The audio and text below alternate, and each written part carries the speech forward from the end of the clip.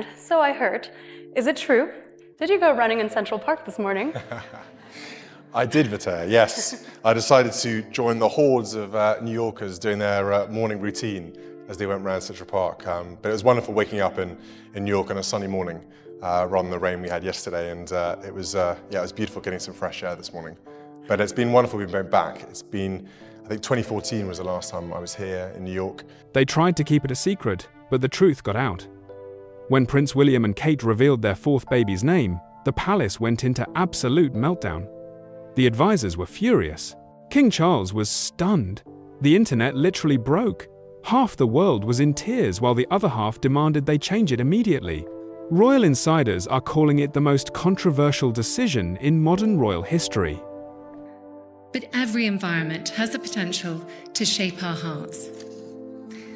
Every one of you interacts with your own environment: a home, a family, a business, a workforce, a community. These are the ecosystems that you yourselves help to weave. The name they chose will leave you speechless. You won't believe what happens next. This is the scandal nobody saw coming, and it's about to get even crazier. The news broke on a quiet Tuesday morning when most people were still having their breakfast. Buckingham Palace released a short statement confirming what many had suspected for weeks. The Duchess of Cambridge was expecting her fourth child. The announcement was brief, carefully worded, and gave away almost nothing beyond the basic fact. But for those who had been paying attention, the signs had been there all along. It started about 3 months earlier at a charity event in London. Catherine arrived wearing a loose-fitting navy blue coat that immediately caught the attention of fashion watchers. For years, the Duchess had been known for her perfectly tailored outfits that highlighted her figure. This coat was different. It hung loosely, almost deliberately concealing her shape. Within hours, online forums dedicated to royal fashion were buzzing with questions. Some dismissed it as an off day. Others wondered if there was more to the story. Around the same time, changes began appearing in Prince William's official schedule. Events that had been confirmed months in advance were quietly being rearranged. A trip to Scotland that would have kept him away for 3 nights was shortened to a single day. An overseas engagement was postponed entirely. The official explanations mentioned scheduling conflicts and prior commitments, but people who tracked royal movements professionally noticed a pattern. William was staying closer to home, and when he did travel, he was returning much faster than usual. The security detail around the couple also shifted in subtle ways. Protection officers who accompanied them everywhere started acting differently. They seemed more alert, more cautious, as if they were guarding something particularly precious. Royal protection is always tight, but this felt different. Those who had observed royal security for years could sense the change in atmosphere. Then came the hospital visits. Photographers spotted Catherine leaving a private medical building in central London on 3 separate occasions within a single month. Each time she wore large sunglasses and kept her head down, moving quickly from the building to her car. The facility was known to house some of the country's leading medical specialists. When reporters tried to find out why the Duchess was visiting, they hit a wall of silence. Doctors would not comment. Staff members refused to talk. Even usually reliable palace sources had nothing to say. That kind of coordinated silence costs effort and signals that something significant is being protected. Social media started filling with speculation. Every photograph of Catherine was analyzed in detail. People zoomed in looking for any sign of a baby bump. They examined her face, claiming to see the famous pregnancy glow. They tracked what she ate and drank at public events, noting when she avoided certain foods or turned down wine. Some of the theories were wild and baseless. Others turned out to be surprisingly accurate. But without official confirmation, everything remained in the realm of rumor and guesswork. The palace maintained its standard position of not commenting on speculation. Press officers deflected questions politely but firmly. No information was being released beyond what had already been made public. This only made the rumor mill spin faster. When official sources refuse to deny something, people naturally assume there must be truth to it. In early autumn, something unexpected happened. George, Charlotte, and Louis were suddenly pulled out of school. The palace announced a family holiday to Balmoral, the royal estate in Scotland where the family traditionally spent private time away from public scrutiny. Family holidays were normal enough, but this one was organized quickly, with almost no advance notice. Usually, these trips were announced well ahead of time. This one seemed rushed, as if something urgent had prompted it. Staff at Balmoral received short notice that the family would be arriving. They were told to prepare the residence, but given very little other information. When William and Catherine arrived with the 3 children, they immediately requested complete privacy. No visitors would be received, no interruptions would be tolerated. The family needed time alone together. What happened during those days in Scotland remained private for a long time, but people close to the family later revealed that William and Catherine had gathered their children for an important conversation. George, at 10 years old, was mature enough to understand immediately what his parents were telling him. His face showed a mixture of surprise, happiness, and perhaps a touch of concern about what this change would mean for their family. Charlotte, who had always been the most emotionally expressive of the 3, started crying tears of joy before her mother even finished explaining. She hugged both her parents tightly. Louis, still young enough to view everything as an adventure, mainly wanted to know whether this meant he would stop being the baby of the family. His parents laughed and assured him he would always be their baby, even with a new sibling on the way. The children were told something else that day. Nobody outside the family could know yet. This was private information, something special that belonged to them for now. They needed to keep it secret for as long as possible. All 3 children took this responsibility seriously. They had grown up understanding that their lives were different from their classmates. They knew that privacy was rare and valuable, something to be protected when possible. They understood how to keep secrets when it mattered. When they returned to school, classmates naturally asked about their sudden trip to Scotland. The children gave vague answers about spending time together as a family. They smiled and changed the subject. The secret held. Not one of them let anything slip, despite the fact that keeping exciting news to yourself is one of the hardest things for children to do. Back in London, preparations were quietly beginning. The medical team that had delivered the first 3 children was contacted and put on standby. Arrangements were being made in whispers and behind closed doors. The goal was clear: keep this pregnancy private for as long as humanly possible. William and Catherine had learned from experience that once news went public, their lives stopped being entirely their own. Every day of privacy was precious, a gift they intended to protect. But keeping a secret this significant in the modern world is nearly impossible. Too many people need to know. Medical staff, security personnel, palace officials, close family members. Each person who knows becomes a potential source of a leak, whether intentional or accidental. Despite everyone's best efforts, information started seeping out in drips and drops. Nothing concrete at first, just whispers moving through the networks that connected wealthy and powerful people across London. Someone who knew someone who worked at the palace, a friend of a friend in the medical field. Rumors spread person to person, growing slightly more specific with each telling.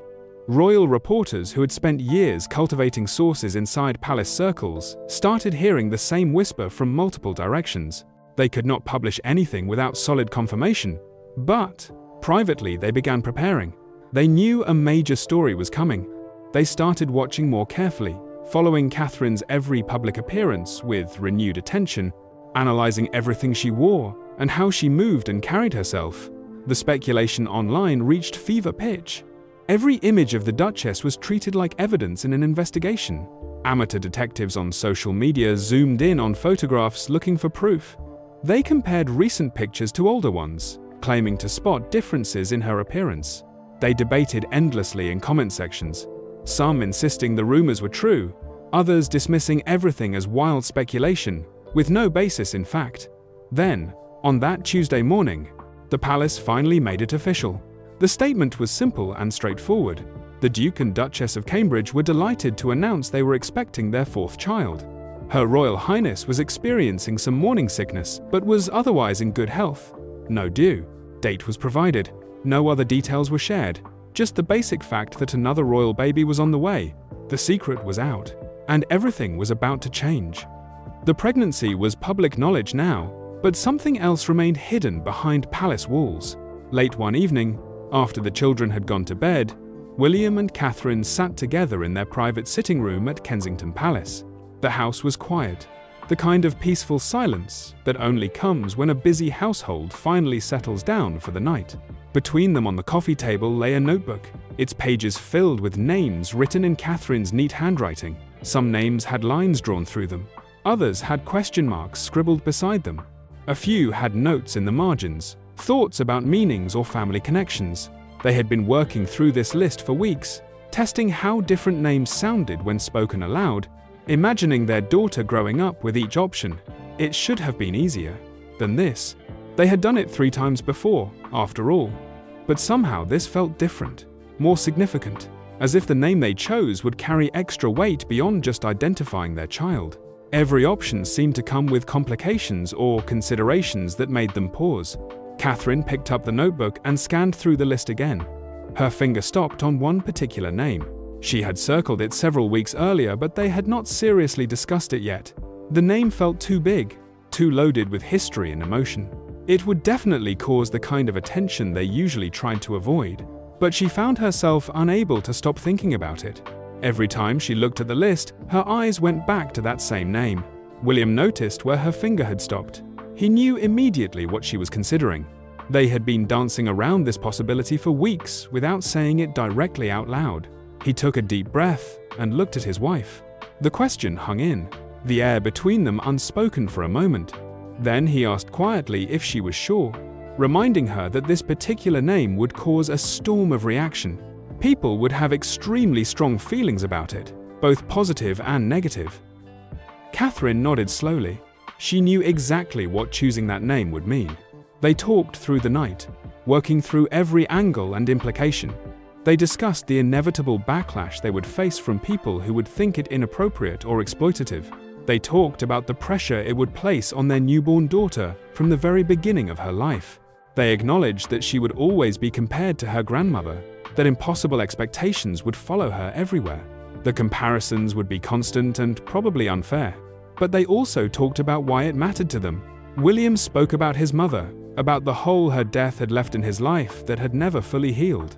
He talked about wanting his children to know her as more than just a figure in photographs and history books. Catherine talked about the values Diana had represented, her compassion and her genuine connection with ordinary people. They discussed raising a daughter who would understand she carried a legacy worth honoring and protecting. By the time morning light started filtering through the windows, they had made their decision. They would choose the name they wanted, regardless of what anyone else thought about it. But they could not simply announce it to the world. Royal protocol required certain people to be informed first. These were individuals whose positions gave them some say in family matters, whether William and Catherine appreciated that fact or not. A series of meetings would need to happen, conversations that would likely be difficult in various ways. The first meeting was arranged with King Charles. William requested private time with his father to discuss something important regarding the baby. Charles agreed immediately. Though he did not yet know what his son wanted to talk about, he knew about the pregnancy. Of course, the whole family did. But he had no idea what name William and Catherine were considering for their daughter. William arrived at Clarence's house on a grey morning that matched his nervous mood. The atmosphere felt heavy even before any words were spoken. They sat in Charles's private study, surrounded by old paintings and shelves of books collected over decades. William decided not to ease into the conversation gradually. He just said it directly, stating the name they had chosen. The room went completely silent. Charles stared at his son for a long moment, his expression unreadable. William waited, his heart pounding, prepared for whatever reaction might come. Charles stood up slowly and walked to the window, looking out at the rain falling on London. He stayed there for what felt like an eternity, his back to William, saying nothing. When he finally turned around, his expression had softened considerably. He asked a simple question. He wanted to know why. Why this name with all its complications and emotional weight? William explained everything. He talked about missing his mother every single day, about wanting his children to feel connected to her in a tangible way. He spoke about the charitable causes Diana had championed and how those values should continue into the next generation. He said he wanted his daughter to grow up knowing she was named after someone who had tried to make the world better. Someone who had shown real compassion for people who were struggling. Charles listened without interrupting, letting his son speak from the heart. When William finished, another long silence filled the room. Then Charles nodded slowly and said something William had not expected to hear. He said that if this was truly what William and Catherine wanted, they had his complete support. William felt immediate relief wash over him. He had anticipated an argument, had prepared himself for his father to list all the reasons this was a terrible idea. But Charles understood better than most people could the complexity of grief and loss. He knew how the past never really releases its hold on you, how honoring someone you loved and lost mattered, even when it created complications. The conversation ended with father and son embracing, united in a decision that would affect the royal family for generations to come. That meeting had gone better than expected, but the next one would prove far more challenging. William and Catherine had to inform the palace advisors, the team of experienced professionals whose job was protecting the institution and managing public perception. These were people who thought strategically about every decision the royal family made, always considering how things would be received by the media and the public. A room full of advisors gathered when William and Kate announced their choice. The reaction was immediate and overwhelmingly negative. One senior advisor actually stood up from his chair, visibly upset. He said directly that this was a mistake, a serious mistake that would have lasting consequences. He explained that the name was too divisive, that half the country would love it while the other half would hate it. The baby would be put in an impossible position from the moment of her birth, he argued, carrying burdens no infant should have to bear. Other voices quickly joined in, all expressing variations of the same basic concern. This would bring too much attention to the child. It would create constant comparisons that were unfair and unrealistic. The baby would never be allowed to simply be herself because everyone would always be measuring her against her famous grandmother. Some advisors raised concerns about how the media would handle it, predicting a feeding frenzy that would be difficult to control. Others worried about public opinion, reminding William and Catherine that not everyone had positive feelings about Diana, that her relationship with the royal institution had been complicated and sometimes controversial. Catherine had remained quiet up to that point, letting William handle the initial pushback. But now she spoke, her voice calm but absolutely firm. She said with all due respect that this was not their decision to make. This was her daughter and her family. She acknowledged that they had considered every concern being raised in that room. They knew this would be complicated. They understood the potential problems, but they believed it was the right thing to do. She made it clear they were not asking for permission. They were informing the advisors of a decision that had already been made, so that everyone could prepare appropriately. The room went quiet. The tone of Catherine's voice left absolutely no room for argument or negotiation. The advisors exchanged uncomfortable glances, realizing they had been outmaneuvered. This was happening whether they agreed with it or not. Their job now shifted from prevention to damage control. They needed to manage the announcement as skillfully as possible, anticipating and preparing for every possible angle of criticism and controversy. Plans were immediately set in motion. Communication staff began drafting statements for the official announcement. Media strategies were developed to handle the expected flood of questions and requests. Every possible criticism was identified and responses were carefully prepared. Talking points were distributed to spokespeople who would need to address the issue publicly. The team worked around the clock, knowing they had limited time before the baby arrived and the news would have to go public. William and Catherine stayed involved in the planning process, but also maintained some distance. They had made their choice based on what felt right for their family. How it was managed from a public relations perspective was now someone else's responsibility to handle. Despite all efforts to keep the name confidential, whispers started spreading. Nothing concrete that could be published, just rumors moving through certain circles. People who knew someone connected to the palace. Someone who had heard something from a reliable source. The betting markets noticed too. Odds on the name Diana suddenly shortened dramatically, suggesting that people with inside information were placing significant bets. Royal reporters began hearing the same rumor from multiple sources, though they could not print anything without official confirmation. Privately, however, they started preparing stories for when the announcement eventually came. The secret was leaking slowly but surely, and soon the whole world would know what William and Catherine had decided. The contractions started in the early hours of a Tuesday morning. Catherine woke William quietly, telling him it was time. They had done this before, 3 times actually, so they both knew the routine. But somehow it still felt different, like the first time all over again. William got dressed quickly while Catherine breathed through the early contractions, timing them carefully to know when they needed to leave for the hospital. The drive through London happened in darkness. At that early hour, the streets were nearly empty, the city still sleeping and completely unaware that history was about to be made. Catherine sat in the back of the car, focused inward, concentrating on her breathing. William held her hand, his thumb rubbing gentle circles on her skin. It was a gesture of comfort that had become automatic through their previous pregnancies. They did not talk much during the drive. There was nothing that really needed to be said. They both understood what was coming. Security had cleared the hospital corridors before their arrival. Everything had been carefully coordinated to protect their privacy during this vulnerable time. Catherine was moved quickly from the car into the private wing where she would deliver. The medical staff were already there, waiting, fully prepared. The lead doctor greeted them warmly.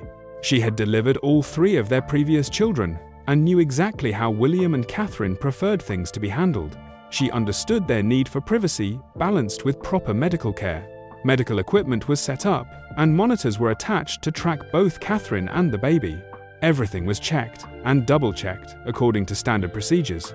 Now it became a matter of waiting for nature to take its course. Labor progressed slowly at first, as it often does. Catherine moved around the room, finding different positions that helped her manage the pain and discomfort. William stayed close by her side, offering ice chips and words of encouragement. Feeling somewhat helpless in the way all partners do during childbirth, he could not take away her pain or make the process any easier. All he could really do was be present and supportive. The medical team worked efficiently around them, monitoring everything carefully and ready to intervene if any complications arose. But they were also hoping that nature would handle things without the need for medical intervention. Back at home, George, Charlotte, and Louis were being cared for by trusted staff members. They knew their mother was at the hospital and that they would soon have a new sibling. The mixture of excitement and nervousness was evident in all 3 of them. Change is difficult for children even when it is a happy change. William had promised to call them the moment the baby arrived. They were waiting anxiously by the phone, checking it constantly and asking their caregivers every few minutes if there was any news yet. As afternoon faded toward evening, Catherine's labor intensified significantly. The contractions came faster and harder, demanding all of her focus and energy. She had chosen to manage the pain without heavy medication because she wanted to stay as present and aware as possible for the birth. It was exhausting work, but she had done this before and knew she had the strength to do it again. William watched his wife endure this intense physical experience and felt overwhelming admiration and love. She was the strongest person he knew, and watching her bring their children into the world only confirmed that truth over and over. Finally, after many hours of hard work, the moment arrived. The doctor gave clear instructions. Catherine pushed with everything she had left, and then suddenly, impossibly, their daughter was born. The room immediately filled with emotion. The medical team moved quickly, checking the baby thoroughly to make sure everything was as it should be. She appeared healthy and perfect. They placed her on Catherine's chest for immediate skin-to-skin contact, mother and daughter meeting for the first time.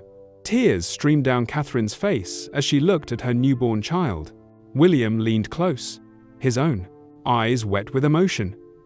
Some of the medical staff found themselves getting misty-eyed as well. Birth never stopped being miraculous, no matter how many times you witnessed it in a professional capacity.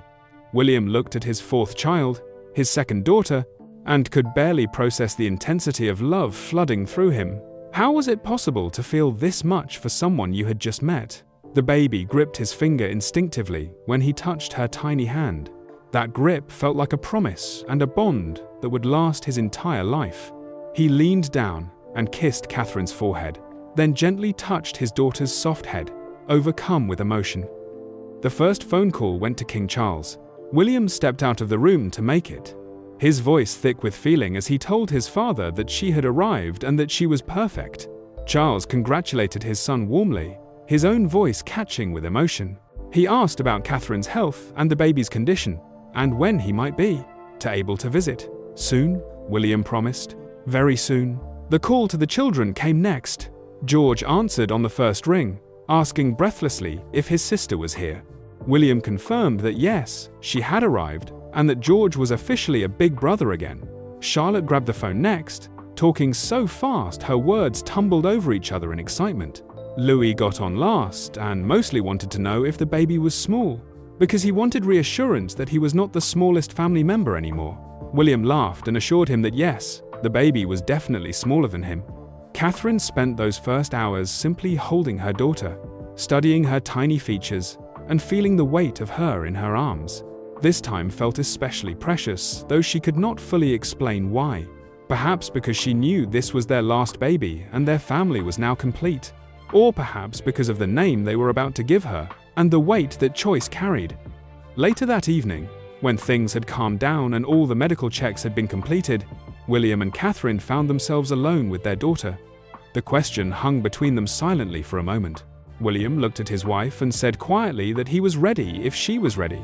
Catherine nodded. Tomorrow they would tell the world her name. Morning came with palpable nervous energy.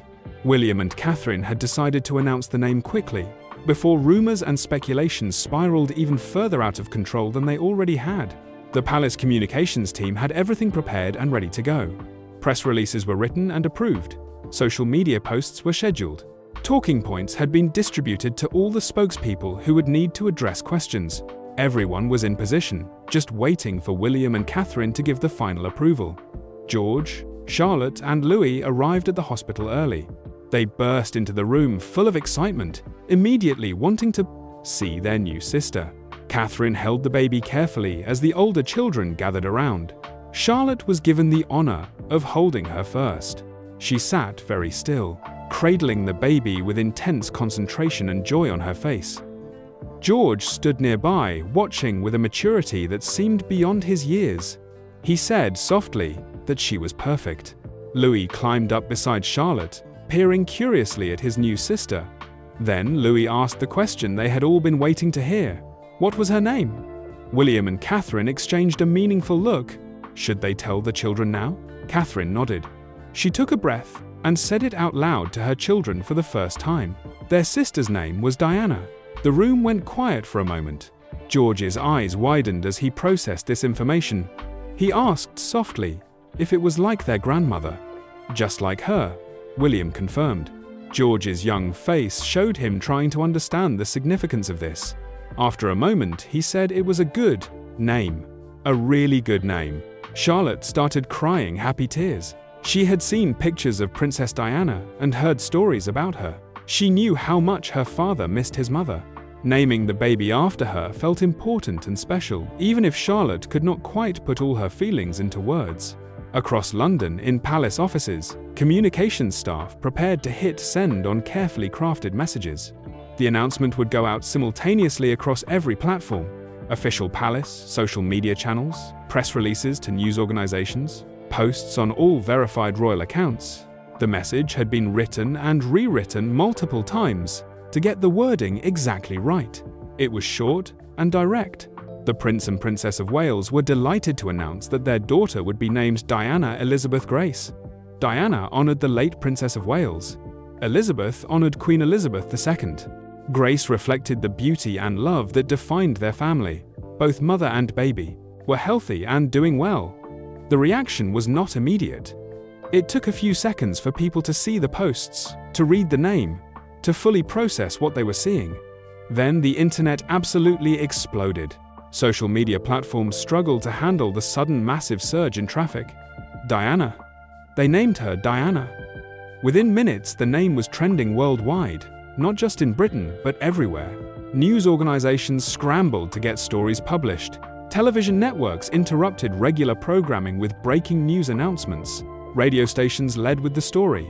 The name was suddenly on everyone's lips. The reactions fell into two very distinct camps, exactly as the palace advisors had predicted. One side loved it completely. They thought it was beautiful, touching, and a perfect tribute to a woman who had meant so much to so many people around the world. Social media filled with emotional posts from people who had admired Princess Diana during her life. They shared memories of her charity work, her warmth, her ability to connect with ordinary people. They posted old photographs and video clips from her life. Many people cried openly about how much they still missed her, and how meaningful it was that her name would live on through her granddaughter. Celebrities posted congratulations. World leaders sent official statements praising the choice. Millions of people felt genuine joy and saw the name as a beautiful way to honor Diana's memory. But the other side was furious, just as predicted.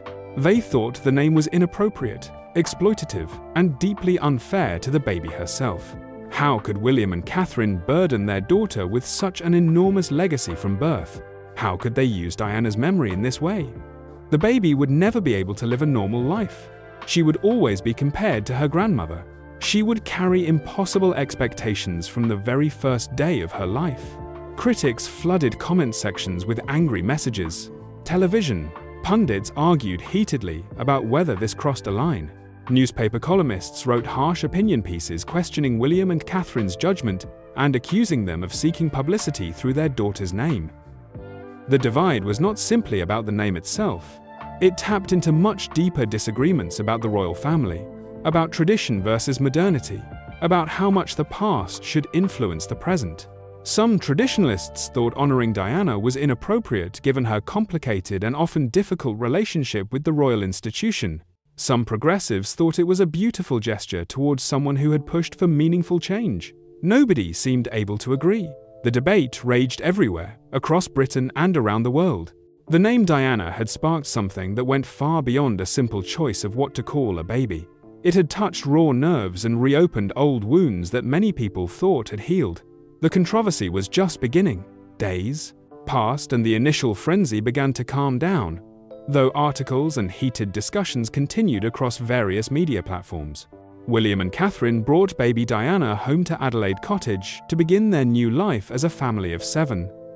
The house felt different with a newborn in it again. There was that familiar exhaustion that comes with caring for an infant, the nighttime feedings and constant diaper changes. But there was also joy and excitement as the family adjusted to their new member. George, Charlotte, and Louis adapted remarkably quickly to being big siblings again. They fought over who got to hold Diana, who got to help during feeding time, and who got to pick out her outfits each day. Normal sibling dynamics that had nothing to do with her famous name and everything to do with typical family life. The children treated her like any other baby sister, not as someone carrying a weighty legacy. To them, she was just Diana, their little sister who cried when she was hungry and smiled when she was content. But outside their home, the name continued causing ripples through society. Schools across Britain started receiving unusual numbers of requests from parents wanting to register their newborn daughters with the name Diana. The name shot up baby naming charts practically overnight. It had always been moderately popular, maintaining a steady presence over the years. But now it has become one of the most chosen names in the country. Thousands of little girls born in the weeks and months following the royal announcement were being named Diana in honor of the princess. It became a cultural phenomenon that extended far beyond just the royal family. King Charles visited Adelaide Cottage often during those early weeks. He held his granddaughter gently, speaking to her in soft tones and telling her stories about the grandmother she was named after. William watched his father with Diana and felt something shifting inside him. This was healing something that had been broken for a very long time. Not fixing it completely, because you cannot truly fix grief, but it was helping in ways that were difficult to articulate. Charles began speaking more openly in public about Diana as well. Not in dedicated interviews specifically about her, but mentioning her name naturally when discussing royal history or charitable initiatives. It represented a shift that many people noticed. The healing was not just happening privately within the family, it was becoming visible to the public too. Media requests for photographs and information about baby Diana were constant and overwhelming. The palace communications team fielded hundreds of inquiries every single day. Everyone wanted access to the newest royal baby. Everyone wanted exclusive content.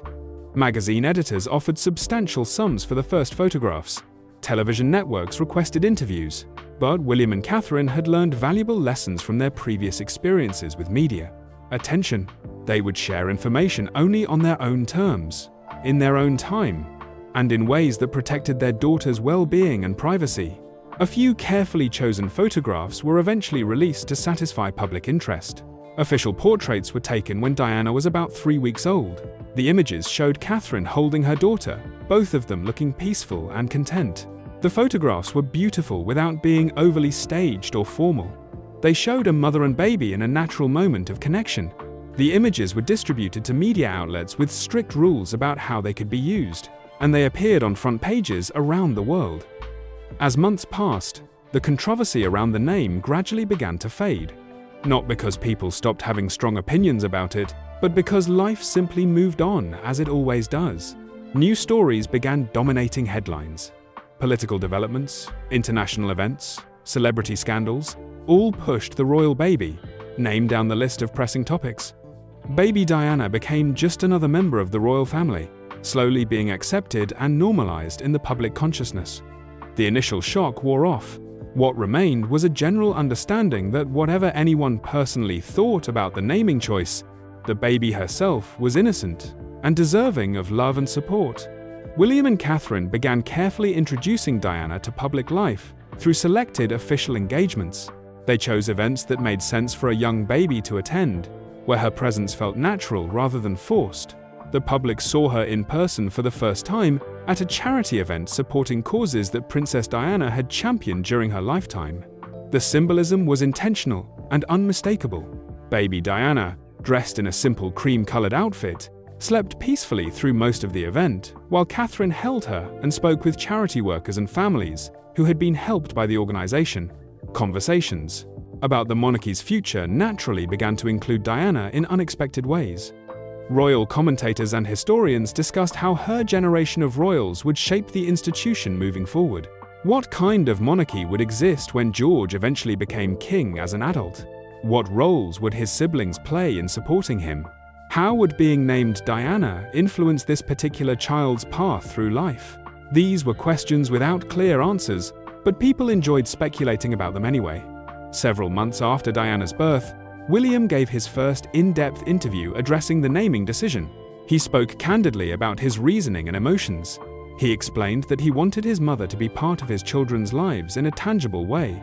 They knew her through photographs and stories that family members shared, but he had wanted something more concrete, something that said she still mattered, that she was still present in spirit and memory. Naming their daughter Diana was the most direct way he could think of to honor that connection. Catherine echoed similar sentiments in her own interview conducted separately. She spoke firmly about the fact that Diana was not meant to be a recreation of her grandmother. She was her own person with her own personality and her own future ahead of her. Yes, she carried a powerful name with significant historical weight, but that name was intended as a gift, not as a burden to weigh her down.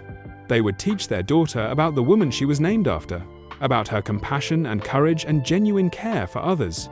And they would encourage Diana to bring those same qualities into the world in her own unique way, on her own terms, as her own person. The interviews helped shift public perception in meaningful ways. People began to understand that William and Catherine had not made this choice lightly or carelessly. They were not being reckless or exploitative with their daughter's future. They had thought deeply and carefully about this decision. They were being intentional about honoring the past while also protecting and nurturing the future.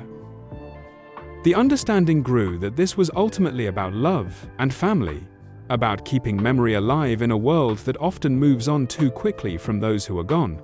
Years would need to pass before anyone could truly assess whether naming the baby Diana had been the right choice. The full impact would not be known until she grew up and became her own person navigating the world with that famous name. But in these early months and years, the family focused simply on loving their daughter and raising her well in a stable, supportive environment. They celebrated her first smile, her first laugh, her first steps, all the normal milestones that every parent treasures regardless of titles or public attention. The name became less significant in daily family life. She was simply Diana, their daughter, their baby. The person she was becoming day by day mattered more than any legacy she carried or any controversy her name had sparked, and that, perhaps, was exactly as it should be.